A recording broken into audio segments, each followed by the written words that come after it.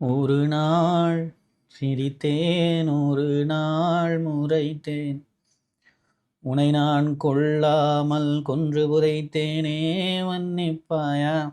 அப்படிங்கிற மாதிரி ஒரு மன்னிப்பு தானே. ஒரு நார்சிசிஸ்ட் ஏன் மன்னிப்பை கேட்பதே கிடையாது? ஒரு சாரி அப்படின்னு சொல்லி இப்போ நம்மளே வந்து தெரிஞ்சோ தெரியாமலோ ஏதோ ஒரு இடத்துல வந்து நம்ம ரியலைஸ் பண்ணுவோம்ல, ரியலைஸ் பண்ணதுக்கப்புறம் சாரி அப்படின்னு கேட்போம்ல, அந்த மாதிரி ரியலைசேஷனே வந்து ஒரு நார்சிசிஸ்ட் மாதிரியான ஒரு டாக்ஸிக் பர்சனுக்கு வரவே வராதா? ஒரு டாக்ஸிக் ரிலேஷன்ஷிப்ல அந்த சாரியை நம்ம எதிர்பார்க்க கூடாதா? ஏன் அவங்களுக்கு ஒரு விஷயங்கள் கூட அவங்க 100 தப்பு பண்ணட்டும், அதுல ஒரு தப்பு கூட வந்து அவங்க வந்து கெட்டது அப்படின்னு சொல்லிட்டு அவங்களுக்கு பற்றாதா? பட் அதை சாரி அப்படிங்கிற ஒரு விஷயங்கள் கேட்க மாட்டாங்களா? ஏன் வந்து ரொம்ப வந்து அவங்க சாரி கேட்கறதே கிடையாது, இல்ல ரேரா ரொம்ப ரொம்ப ரேரா வந்து சாரி கேட்டுட்டு அடுத்த நொடியே அடுத்த ஒரு சப்ஜெக்ட் சும்மா சாரி கேட்க மாட்டாங்க. சாரி பட் இருந்தாலும் இது எல்லாத்துக்கும் நீதான் காரணம் அப்படின்னு ஏன் அவங்க சொல்றாங்க? அப்ப இந்த சாரி அப்படிங்கிற ஒரு வார்த்தைக்கு பின்னாடி இருக்கக்கூடிய அது கேட்காம இருக்கிற பின்னாடி இருக்கிற அந்த சைக்காலஜிக்கல் ரீசன் என்ன? அந்த விஷயத்தை பத்தி தான் நீங்க பார்க்க போறோம். பார்த்துருவோம். Welcome to the Human Expert Tamil. I am your Ajmar Pandian, psychologist. Why do the narcissist never apologize? Sincerely. என்ன அந்த அப்பாலஜியில் இருக்கு? இப்படி என்ன ஒரு பெரிய சைக்காலஜியா? வெறும் அப்பாலஜி தானே, கேட்டு போயிட வேண்டியதானே. What is the reason behind the normalising the abuse? இதான் ரொம்ப ரொம்ப முக்கியமான ஒரு வார்த்தை. They want to normalize whatever they are doing. என்ன விதமான விஷயங்கள் அவங்க மிகப்பெரிய ஒரு அபியூஸ், பிசிக்கல் அபியூஸ் செஞ்சாலும் கூட, ஃபினான்ஷியலி அவங்களை அபியூஸ் பண்ணாலும், எமோஷனல் அபியூஸ் பண்ணாலும், எல்லா விதமான அபியூஸையும் வந்து நார்மலைஸ் பண்ணணும் அப்படிங்கிற ஒரு விஷயத்துக்காகத்தான் அது ஒரு தப்புங்கிறதையே அட்ரஸ் பண்ண மாட்டாங்க. சாரிங்கிறது ரெண்டாவது, முதல்ல அவங்க பண்ணியிருக்கிறது தப்பு அப்படின்னு அட்ரஸ் பண்ணுவாங்களா? அது தவறே கிடையாதுன்னு சொல்லிட்டு அவங்க ஆர்கியூ பண்ணுவாங்க. அதுக்கு 2 மணி நேரம் 3 மணி நேரம் பேசி, நீ இந்த அபியூஸை வந்து அபியூஸ்னு அட்ரஸ் பண்ண சொல்ற, இப்போ நான் வேற ஒரு அபியூஸை கொண்டு வந்து அந்த அபியூஸை நான் அதை வந்து உன்னை நான் மறக்கடிக்கிறேன் பாரு, இதை விட ஒரு பெரிய அபியூஸ் வந்தால் இதை மறந்துடுவேல்ல, அப்போ நான் அதை செய்கிறேன் பாரு அப்படிங்கிற அளவுக்கு வந்து அந்த விஷயங்களை அவங்க பண்ணுறதுக்கு காரணங்கிறது அவங்க செய்கிற எல்லா விதமான அபியூஸையும் நார்மலைஸ் பண்ணணுங்கிறதுக்காகத்தான். அதுதான் சைக்காலஜி. அதனாலதான் அவங்க அவங்க அவங்க கிட்ட ஒரு குற்ற உணர்ச்சியே இருக்கிறது கிடையாது. குற்ற உணர்ச்சி வந்து நார்சிசிஸ்டை பொறுத்த வரைக்கும் அவங்களுக்கு இயல்பிலே கிடையாது. நீங்க தேடி பார்த்தாலும் கிடைக்காது. அவங்க சாட்டுக்கு இஷ்டத்துக்கு பண்ணிட்டு போய்கிட்டே இருப்பாங்க. இப்படிப்பட்ட ஒரு ஆட்கள் தான் இது. செத்தா என்ன, யாரு பொழைச்சா என்ன, அதை பத்தியெல்லாம் அவங்க கவலையே பட மாட்டாங்க. So this is the reality, normalising the abuse. இதை எல்லாத்தையும் நீங்க பொறுத்து தான் போகணும். ஏன்னா இப்போ நீங்க இதை அட்ரஸ் பண்ணி நான் உங்ககிட்ட சாரி கேட்டேன்னா அடுத்து நீ என்ன நினைப்ப? இந்த விஷயங்களை செய்ய மாட்டேன்னு நீ எக்ஸ்பெக்ட் பண்ணுவேன். நான் செய்வேன், இதை திருப்பி திருப்பி செய்வேன், இதை விட 100 மடங்கு செய்வேன். அடுத்தடுத்த அபியூஸை வந்து அடுத்தடுத்த அக்கேஷனலாக கொஞ்சம் கொஞ்சமாக அப்படியே மேலே மேலே கொண்டு போய்கிட்டே இருப்பேன். டவுன் த லைன் இது பெருசாகிட்டே இருக்கும். You need to be fit with it. வேற வழியே கிடையாது உனக்கு.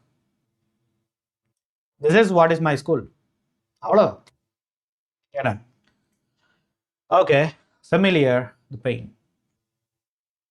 இந்த அபியூஸை நார்மலைஸ் ஆக்கி இது மூலமாக இருக்கக்கூடிய பெயின் இருக்குல்ல, அந்த பெயினை நீ கன்சியூம் பண்ணி அந்த பெயினும் உனக்கு ரொம்ப ஃபெமிலியர் ஆயிடணும், ரொம்ப ப்ரிடிக்டபிள் ஆயிடணும். ரொம்ப சிம்பிள். அது எப்படி ஆயிடணும்? உனக்கு பெயினுங்கிறதே ஃபெமிலியர் ஆயிடணும்.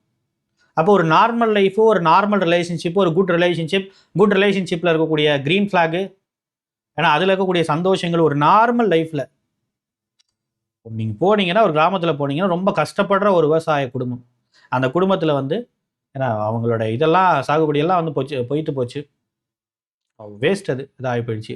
அந்த அளவுக்கு கடனில் தத்தளிக்கிற ஒரு குடும்பம், ஒரு சின்ன குடிசையில் அவங்க வாழ்ந்துக்கிட்டு இருக்காங்க. ரொம்ப நிதி நெருக்கடியில் இருக்கக்கூடிய ஒரு குடும்பம். அந்த குடும்பத்தில் அவ்வளவு ப்ரெஷரில் இருக்கக்கூடிய ஆட்கள் கூட ஒருத்தவங்க இன்னொருத்தவங்களை விட்டு கொடுக்காத அளவுக்கு, ஏன்னா நான் வந்து பசியால் கஷ்டப்பட்டாலும் பரவாயில்ல, என்னோட ஸ்பவுஸ் வந்து பசியால் கஷ்டப்படக்கூடாது அப்படிங்கிறதுக்காக எதையாவது பரட்டி உருட்டி அவங்களுக்கு செய்யக்கூடிய அந்த ஒரு இருக்கக்கூடிய அப்படிப்பட்ட ஒரு நிலைமையில இருக்கு பாருங்க. அப்போ கூட அந்த ரிலேஷன்ஷிப் அப்படிங்கிறது அடுத்தவங்களை காப்பாற்றணும்னு நினைக்கிது பாருங்க. அதான் அந்த ரிலேஷன்ஷிப்னுடைய விஷயங்கள். இப்படி ஒரு நார்மலா ஒரு நிதி நெருக்கடியில் இருக்கிற இந்த மாதிரியா இருக்கிற ஒரு கஷ்டத்தில் இருக்கக்கூடிய ஆட்கள் கூட அவங்களுக்கு கூட இருக்கிற ஒரு சின்ன பாசிட்டிவா இருக்கிற ரிலேஷன்ஷிப்ல இருக்கக்கூடிய அந்த பீஸ்ஃபுல்லான சிச்சுவேஷனுங்கிறது என்னோட லைஃப்ல இல்லையே. இதுக்கு ஃபினான்ஷியலி வெல் டு டூவா நான் இருந்தாலும் கூட, ஒரு நல்ல பேக்ரவுண்ட்லேருந்து நான் வந்திருந்தாலும் கூட, நானே ரொம்ப ஸ்கில்ஃபுல்லாக இருந்தாலும் கூட, என்னாலே மணி ஜென்ரேட் பண்ண முடியும், நானே வந்து அது அந்த மாதிரியான விஷயங்களால ஸ்ட்ராங்கான ஆள் தான் இருந்தாலும் கூட, என்னால் ஏன் இந்த ரிலேஷன்ஷிப் ஓரியன்டான விஷயங்களை பொறுத்த வரைக்கும் எனக்கு இந்த க்ரீன் ஃப்ளாக் இந்த மாதிரியான விஷயங்கள்லாம் அமைய மாட்டேங்குது அப்படிங்கிற ஒரு விஷயங்கிறது உங்கள் மைண்ட்லேயே இருக்கக்கூடாதுங்கிறதுக்காக இந்த பெயின்லேயே உங்களை வச்சுருப்பாங்க. இந்த பெயின்லேயே உங்களை வச்சுருந்தா உங்களோட மைண்டெல்லாம் ஒன்றே ஒன்று தான் நினைக்கும், இன்னைக்கு அந்த பெயின் எனக்கு வேண்டாம், இன்னைக்கு அந்த பெயின்ல இருந்து நான் எஸ்கேப் ஆகிறது எப்படி, அதை மட்டும் தான் நீங்கள் யோசிப்பீங்க. இந்த மற்ற விஷயங்களை நீங்கள் யோசிக்க மாட்டீங்க. உங்களை அகைன் அண்ட் அகைன் இந்த சர்வைவல் மோட்லேயே உங்களை வச்சுருக்கணும். இல்லை நாம் வந்து நமக்கு நல்ல சாப்பாடு கிடைக்குது, நமக்கு நல்ல தூக்கம் கிடைக்குது, நமக்கு நல்ல ஜாப் இருக்குது, ஏன்னா 9 to 5ங்கிற மாதிரி ஒரு நல்ல ஒரு ஜாப் இருக்குது, வீக்கெண்ட் இருக்குது, இதெல்லாம் இருந்தால் தானே நீங்கள் சினிமா, அந்த மூவி, ஏன்னா மற்ற என்டர்டைன்மெண்ட்டு அது இதுங்கிறதெல்லாம் பற்றி நீங்கள் யோசிப்பீங்க. உங்ககிட்ட வேற எதுவுமே இல்லைண்ணா, இது எதுவுமே இல்லை அப்படின்னு சொன்னா நீங்கள் எதை பற்றி யோசிப்பீங்க? சாப்பாடே இல்லைன்னா என்ன யோசிப்பீங்க? சாப்பாடு எப்போ வரும்னு தான் யோசிப்பீங்க. உங்களுக்கு தூங்கவே விடலை அப்படின்னா நீங்கள் என்ன யோசிப்பீங்க? தூங்குறதுக்கு கொஞ்சம் நேரம் கிடைக்காதான்னு தான் யோசிப்பீங்க. மற்ற விஷயத்தை எல்லாத்தையும், அவங்க இல்லாத விஷயங்களை எல்லாத்தையும், ஒரு நார்மல் ரிலேஷன்ஷிப்பில் கிடைக்க வேண்டிய எல்லா விஷயத்தையும் நீங்கள் மறந்துடுவீங்க இல்லையா? கரண்டே இல்லைங்கும் போது எங்க நீங்கள் ஏசிக்கு போவீங்க? ஏசி வாங்கணும் யோசிக்கிறீங்களா? கரண்டே இல்லை, போ. கரண்டே இல்லைன்னா என்ன பண்ணுவீங்க? ஃபேனை தானே போடணும், ஃபேனை கூட போட முடியாதுல்ல, அவ்வளோதான். That is an abuse. அந்த மாதிரி ஒரு பெயினுக்கு உங்களை ஃபெமிலியர் ஆக்கி, அந்த ஒரு விஷயங்களுக்கு மட்டும், அந்த பேசிக்கான அடிப்படை தேவையில் கூட உங்களை திண்டாட விடணும் அப்படிங்கிறது தான் இந்த நார்சிசிஸ்ட் மாதிரியான ஆட்களுடைய வேலை. இவங்க ஸ்பௌஸாக இருந்தால் இதை தான் செய்வாங்க. ஒரு பேசிக்கான விஷயத்தை கூட நம்மளை வந்து அடைய விட மாட்டார்கள். ரைட். ஸோ அந்த பெயினில் வந்து நான் ஃபெமிலியர் ஆகணும். அப்படியே ஆகி இந்த ஒரு ட்ராப்புக்குள்ளே வந்து, இந்த ட்ராப்புங்கிறதே எனக்கு ஃபெமிலியர் ஆகணுங்கிற ஒரு விஷயங்கிறது தான் இதில் இருக்கக்கூடிய நம்ம புரிஞ்சிக்க வேண்டிய விஷயம். Sadistic gratification. சரி, இந்த பெயின் தானே, கஷ்டப்பட்டு டைஜஸ்ட் பண்ணிடுறேன், நீ சொல்கிற மாதிரி சர்வைவலுக்கே வந்துடுறேன், இது இல்லாமல் இருந்தால் போதுங்கிற மாதிரியான மைண்ட் செட்டுக்கு வந்துடுறேன். அப்போயாவது இந்த பெயினோட நீ நிப்பாட்டிப்பியா? இப்போ நீ செய்கிறல இந்த அப்யூஸோட நீ நிப்பாட்டிப்பியா? இந்த அப்யூஸ் எனக்கு ஃபெமிலியர் ஆயிடுச்சு, இதான் நடக்க போகுன்னு தெரிஞ்சு போச்சு, இதோட நிப்பாட்டிப்பியா? பாடிங்க. என்றைக்கு இந்த பெயின் அப்படிங்கிறது உங்களுக்கு ஃபெமிலியர் ஆகுதோ, என்றைக்கு இந்த பெயினுங்கிறது உங்களுக்கு மறத்து போகுதோ, அடுத்த ஒரு பெயின், இதை விட ஒரு சிவியரான ஒரு பெயினை நான் உனக்கு கொண்டு வருவேன். அப்போ கான்செப்டே என்னன்னா, நீ இந்த வழியால் கஷ்டப்படணும், அந்த வழியை பார்த்து நான் சந்தோஷப்படணும், அதுதான் என்னுடைய ட்ரேட். அந்த ஒரு மனநலம், அந்த ஒரு மைண்ட் செட் அப்படிங்கிறதா சாடிஸ்டிக் மைண்ட் செட், அதுதான் என்னுடைய நேச்சர். நீ கஷ்டப்பட்டுக்கிட்டே இருக்கும். அப்போ இதை விட ஒரு பெயினை பொறுத்த வரைக்கும் இன்னும் கூடிய சீக்கிரத்தில் நமக்கு வந்து வரப்போகுதுன்னு புரிஞ்சுக்கணும். இந்த பெயினை நான் அட்ஜஸ்ட் பண்ணி பழகணுன்னா அடுத்த ஒரு பெரிய பெயின் வரும். அப்புறம் நான் என்ன பண்ணுவேன்? அப்புறம் அதை அட்ஜஸ்ட் பண்ணி பழகிறதுக்கு இன்னும் 2-3 வருஷம் அப்படியே போகும். அதுக்கப்புறம் அதை விட ஒரு பெயின் வரும், அதை அட்ஜஸ்ட் பண்ணி பழகிறதுக்கு இதுக்குள்ளே இருக்கும், இந்த பெயினுக்குள்ளேயே, இந்த பெயின் இன்னைக்கு இருக்குமா இருக்காதா, இதை எப்படி அட்ஜஸ்ட் பண்ணுறது, இப்படிங்கிற மாதிரி ப்ராசஸ்க்குள்ளேயே நீங்கள் இருக்கும் பொழுது, நீங்கள் எப்படி இந்த ரிலேஷன்ஷிப்பை முதல்ல விட்டுட்டு வரணுங்கிற மைண்ட் செட் உங்களுக்கு வரும். அந்த பக்கத்துக்கே நீங்கள் போக மாட்டீங்க பாருங்க. ஏன்னா இந்த பெயினை என்னால் தாங்க முடியல, ரிலேஷன்ஷிப் விட்டு போனால் என்ன பெயின் வரும், ஆக்சுவலாக அந்த இடத்துக்கே நீங்கள் போக மாட்டீங்க பாருங்க. நல்லதுங்கிற ஒரு இடத்துக்கே போக மாட்டீங்க பாருங்க நீங்கள். That's how it is. அப்படி என்ன போகும், இதுக்குள்ளேயே நீங்கள் இது பண்ணிட்டு இருக்க இப்படியே காலங்கள்ங்கிறது உருண்டோடியும் 10-15 வருஷம் போயிடுச்சுன்னா என்ன பண்ணுவீங்க நீங்கள்? காலங்கள், நம்ம கிட்ட இருக்கக்கூடிய காலங்கள் அப்படிங்கிறது நம்மளுடைய மிகப்பெரிய செல்வம். அது கரைய you need to understand one thing, அந்த காலத்தில் இருக்கக்கூடிய ஆப்பர்ச்சுனிட்டியெல்லாம் கொஞ்சம் கொஞ்சமாக மிஸ் பண்ணிக்கிட்டே இருக்கீங்கன்னு அர்த்தம். ஒரு நல்லா யோசிச்சு பாருங்க, ஒரு 25 வயசு இருக்கக்கூடிய ஒரு யங் ஃபெலோ, அவங்களுக்கு எவ்வளோ ஆப்பர்ச்சுனிட்டி இருக்கும்? 30 வயசில் இருக்கவங்களுக்கும் 25 வயசில் இருக்கவங்களுக்கும் கம்பேர் பண்ணி பாருங்களேன், எவ்வளோ ஆப்பர்ச்சுனிட்டி அப்படிங்கிறது கம்மியாயிடும். 30லேருந்து 35 வயசு வரும்போது எவ்வளோ ஆப்பர்ச்சுனிட்டி கம்மியாகுது, 40 வயசு வரும்போது எவ்வளோ ஆப்பர்ச்சுனிட்டி கம்மியாகுது, அப்படியே ஃபேட் ஆகிக்கிட்டே போகுது பாருங்க. அப்போ இந்த காலங்கள் அப்படிங்கிறது கொஞ்சம் கொஞ்சமாக நம்மக்கிட்ட அந்த ஆப்பர்ச்சுனிட்டியை அப்படியே தள்ளி வச்சுக்கிட்டே வரும். அப்போ நான் ஒரு 40 வயசு ஆகிடுச்சு அப்படின்னு சொன்னாலும் எனக்கு அதுக்கு மேலே இதில் ஒன்றும் தோணாது, எனக்கு சரி போயிட்டு போகுது அப்படிங்கிற அளவுக்கு மாறிடும். This is what their nature.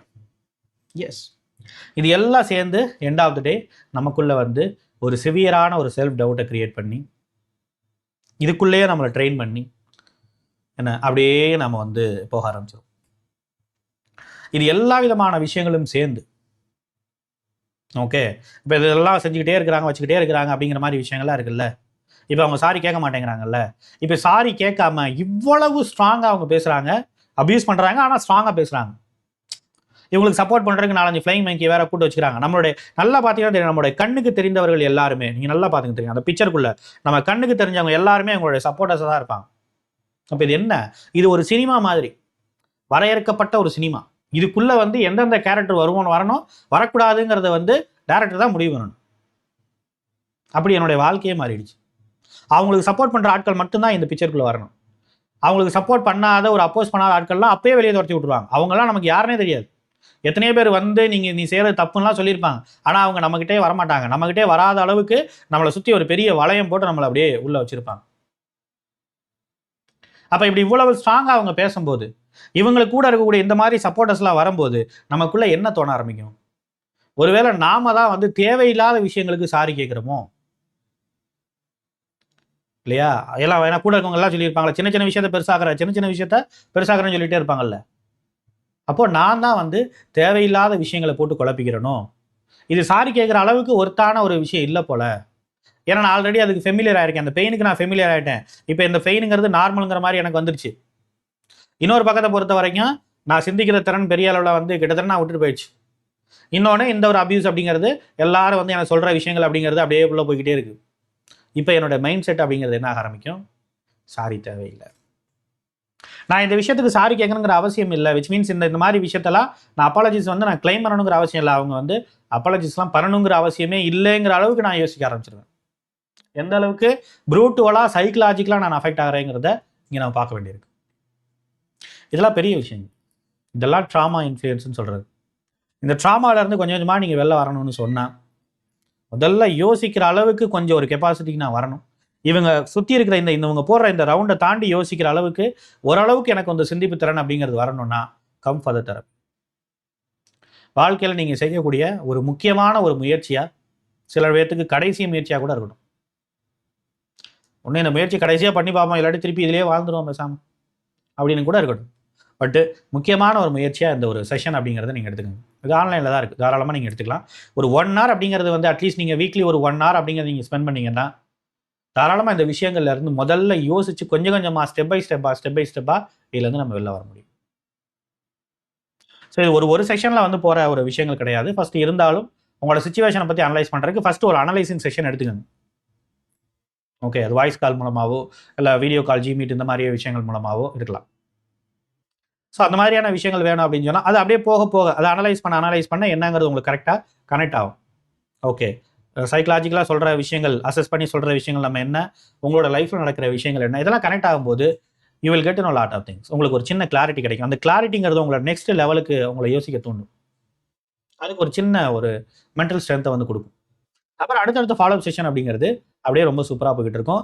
இதே நிலைமையில இருந்த ஒரு 3 வருஷத்துக்கு முன்னாடி, 4 வருஷத்துக்கு முன்னாடி இதே மாரியான நிலைமையில இருந்த, ஏன் 1 வருஷத்துக்கு முன்னாடி இதே மாரி நிலைமையில இருந்த ஆட்கள் கூட கன்டினியூஸா தெரப்பி எடுத்துட்டு, இன்னைக்கு ஒரு நல்ல ஒரு கிளியரான ஒரு இடத்துக்கு வந்திருக்கிறாங்க. அந்த எமோஷனல் கிளாரிட்டியோட அவங்களுக்கு அடுத்தடுத்து என்ன பண்ணணுங்கிறது தெரிஞ்சிருக்கு அவங்களுக்கு. அந்த லெவலுக்கு நாமளும் போ வேண்டியது இருக்கு. It's very important. ஸோ இது எவ்வளோ பெரிய விஷயம் அப்படி இப்படிலாம் நம்ம யோசிக்க தேவையில்ல. ஜஸ்ட் வீக்லி 1 ஹவர் தான் நம்ம ஒதுக்க போறோம். அதான் இங்க விஷயம். ஓகே. அந்த ஒரு விஷயத்த நீங்க ட்ரை பண்ணி பார்க்கலாம். If you need online session, நம்மளோட தெரப்பி செஷனுக்கு நம்மளுடைய அட்மின் நம்பருங்கிறது டிஸ்கிரிப்ஷன்ல இருக்கு. தாராளமா நீங்க கான்டாக்ட் பண்ணி அப்பாயின்ட்மென்ட் புக் பண்ணிக்கலாம். நாம செஷன்ல பார்க்கலாம். நிறைய டீட்டெயிலா அந்த விஷயங்கள நம்ம பேசலாம். ஓகே.